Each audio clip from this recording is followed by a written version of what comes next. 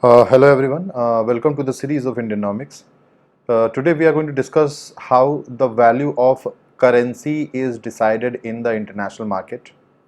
This topic came in the news. Why? Because recently we have seen that in 1 year the US currency has declined by 5%. That means the value of US currency in comparison to the a bunch of international currencies has declined.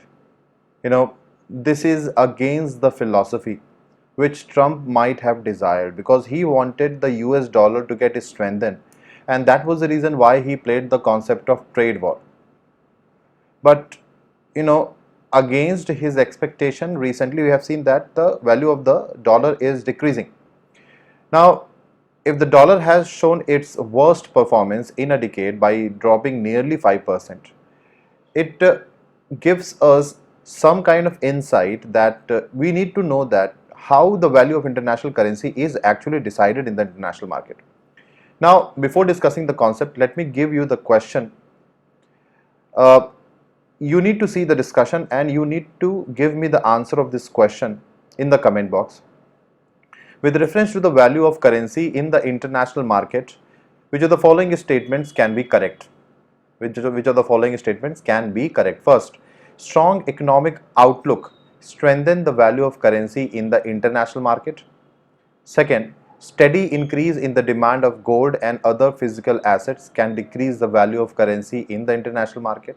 Third, threat of epidemic can decrease the value of currency in the international market. Fourth, strong political potential of economy will always strengthen the value of currency in the international market. And fifth, World Bank decides the principles for value of currency in the external market. So this is the question of the day which you need to give me, give the answer of this question in the comment box.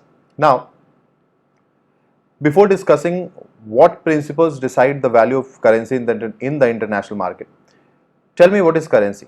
Currency is simply a medium of exchange. What is this medium of exchange? Say for example, you need a good.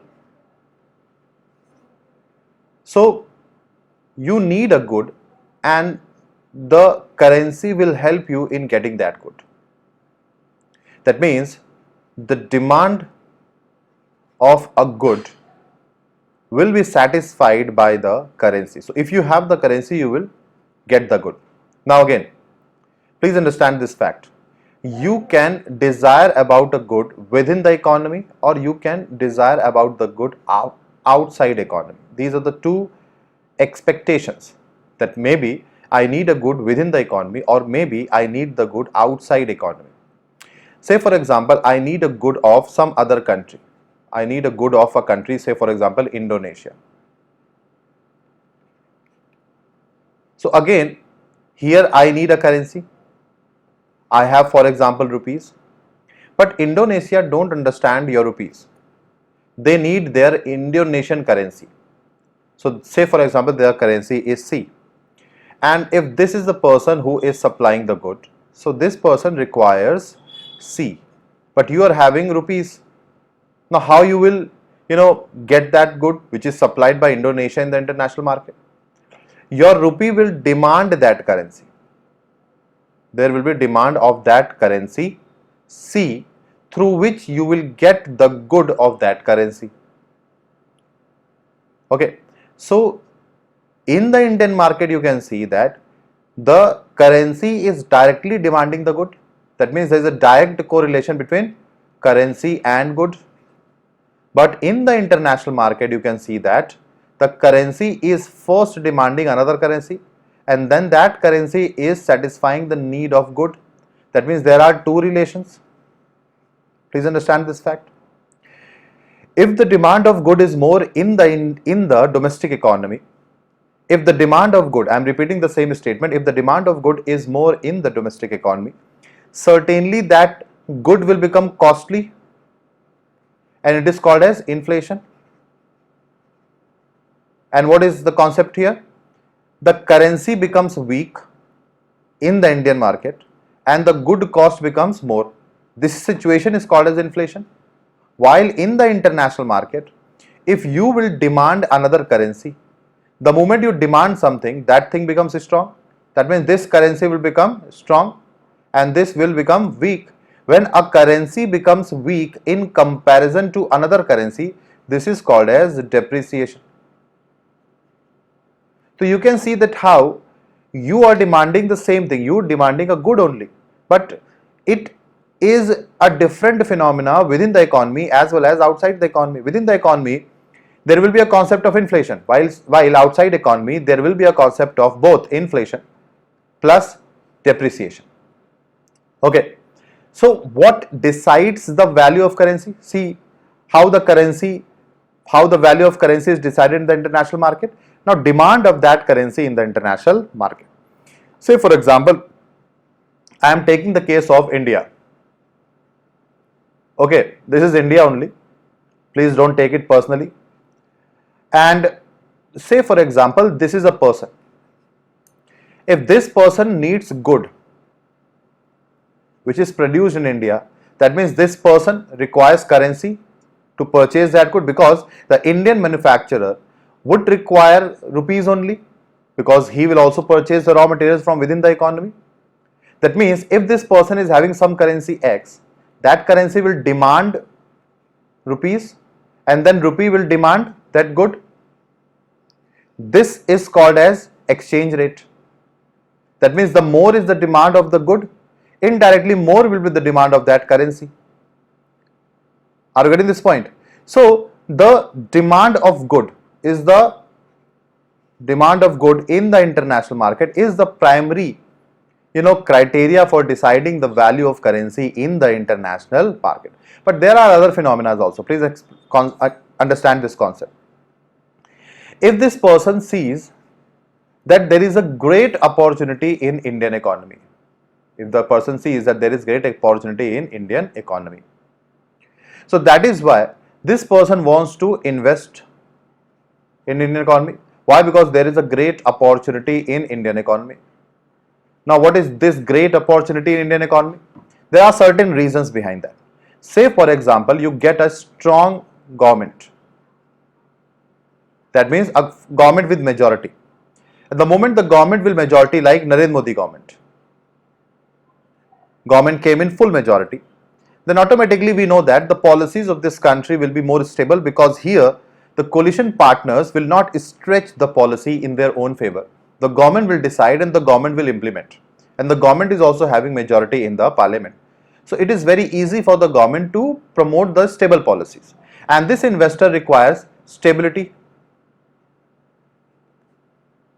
So strong government will certainly promote the stability in the government, stability in the economy also.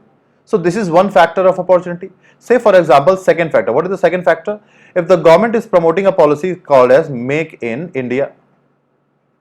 Here government is promoting the investment from outside and saying to the outside investors that come and make in India. Even if you want to export, you can export from India, but please come and produce in India. The moment this situation is there, and the moment because of this policy, the government has given tax relief, then what will happen? This again investor will find a good opportunity in the Indian economy, and this person will try to invest its money in the Indian economy. Say for example, other reason. What can be another reason? India is performing while other economies are not able to perform. Say for example, US.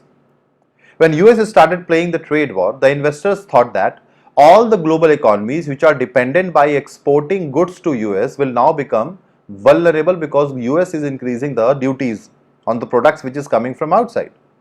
So that is why all the investors started pulling back money in the US. That means what? If there is an opportunity, and what is that opportunity? Other economies are failing, and only one economy is, if other economies are failing and if only one economy is performing good, then automatically the investment will come back to that country. So it depends on the opportunity, the policies, the strong government, institution, how other economies are performing. This will decide whether there is an investment opportunity. Now again, the foreign investor is not going to invest in your economy in rupees, because this person is having, say for example, dollar.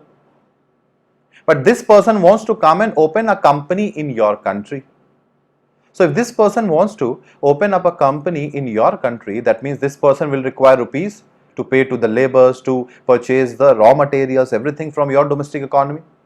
So then what will happen?